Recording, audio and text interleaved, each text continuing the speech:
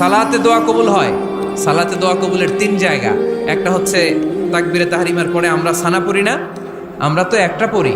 আল্লাহর হাবিব সুন্নাহ এবং নফল নামাজে আরো পড়তেন সানা, ওই দোয়া কবুল হয়। দুই নম্বর জায়গা সালাতে সেজদায় পড়ে দোয়া করলে কবুল হয়।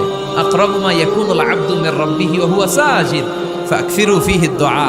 বান্দা যখন সেজদায় লুটিয়ে পড়ে, বান্দা আল্লাহর সবচেয়ে কাছে চলে যায়। তা কিন্তু বিশ্বনবী বলে, সেজদাটা তোমার রবের কুদরতি পায়ের উপরে পড়েছে। সেজদায় পড়ে দোয়া করেন। সালাম ফিরানোর আগে বিশ্বনবী দোয়া করতেন, লা ইউসাল্লিমান্না আহাদুকুম হাত্তা ইয়াতাআওয়াযা মিন আরবা'a। আল্লাহর হাবিব বললেন, চার জিনিস থেকে পানাহ না আছে আমার কোন উম্মত যেন সালাম না ফিরায়। তারা যেন পড়ে, আল্লাহুম্মা ইন্নী আউযু বিকা মিন আযাবিল কবর, আউযু বিকা মিন আযাবি জাহান্নাম, আউযু বিকা মিন ফিতনাতিল মাহইয়া ওয়াল মামাত, আউযু বিকা মিন ফিতনাতিল মাসিহিদ দাজ্জাল। আল্লাহ কবরের আযাব থেকে বাঁচাও, আল্লাহ জাহান্নামের আগুন থেকে বাঁচাও, আল্লাহ জীবন মরণ